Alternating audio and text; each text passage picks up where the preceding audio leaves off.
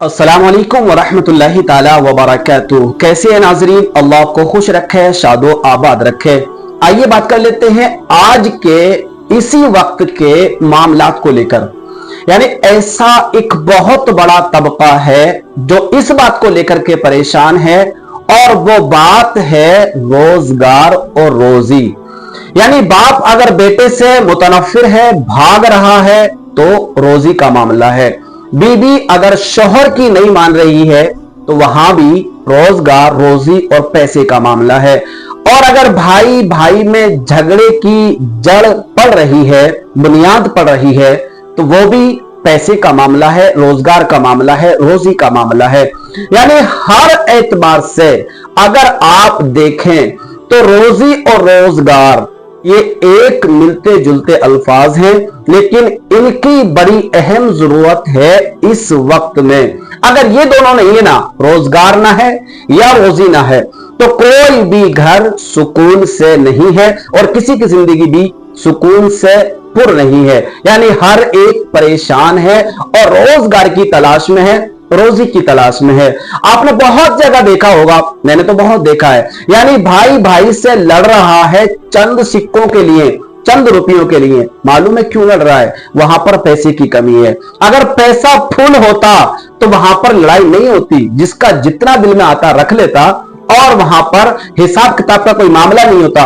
और जब हिसाब किताब का मामला नहीं होता तो ये दूरियां ना बनती, ये लड़ाइयां, ये झगड़े पैदा ना होते। ऐसे ही बेटा और बाप का मसला है।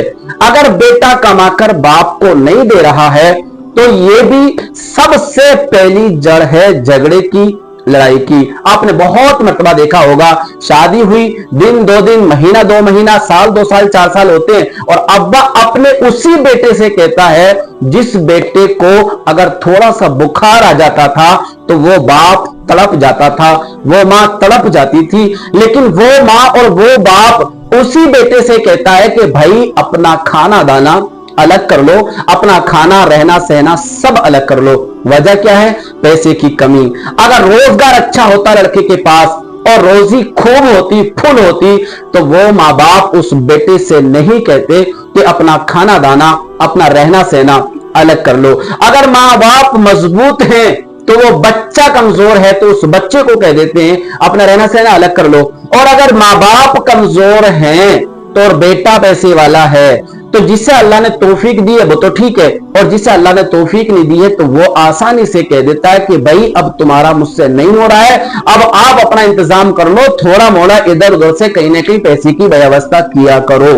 ये दोनों बातें मार्केट में फुल तरीके से चल रही है। यानी मियां बीबी में अगर किसी तरह से अनबन है तो पैसे की प्रॉब्लम, बेटे और बाप के अंदर अनबन है तो पैसे की प्रॉब्लम, बेटी और मां के अंदर अनबन है तो पैसे की प्रॉब्लम, और भाई भाई से नहीं बन रही है, अनबन है तो पैसे की प्रॉब्लम। सबसे बड़ी प्रॉब्लम है ये पैसा और ये रोजी और ये रोजगार। आइए, आपको अगर ऐसा लग रहा है आपके घर में भी ये प्रॉब्लम है और रोजी की कमी है, रोजगार की कमी है, दौलत पैसा रुपया की कमी है, आइए मैं आपको एक वजीफा बता रहा हूं। देखिए, आप अगर मुसलमान हैं, अल्हम्दुलिल्लाह सुम्मा अल्हम्दुलिल्लाह, बड़ा छोटा सा वजीफा है और बड़ा मुतबर्रक वजीफा है, बड़ा मुकद्दस वजीफा है। इसको आप अगर कर लेंगे ना, मैं अल्लाह पाक की जात से उम्मीद करके गारंटी से कह सकता हूं कि अल्लाह ने चाहा तो आपके घर में उसी रोज से बरकत होना शुरू हो जाएगी।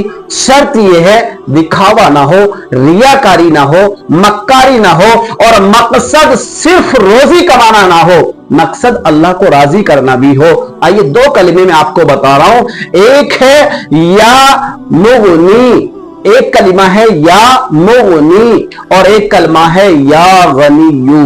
ये 2 कलमे हैं, या गनीयू और या मुगनीयू। या मुगनी ऐसे भी पढ़ सकते हैं वक्फ करेंगे तो, और या मुगनीयू ऐसे भी पढ़ सकते हैं आप अगर बगैर वक्फ के पढ़ेंगे तो। बेहतर तरीका यह है या गनी या मुगनी, लेकिन यहां पर आपको आराम से पढ़ना होगा, ठहर ठहर कर पढ़ना होगा। अगर मिलाने की सूरत में पढ़ेंगे तो या गनी यू या मुगनी यू, ये 2 कलीमे हैं, आप इन दोनों को पढ़िए। और कब पढ़ना है मालूम है आपको?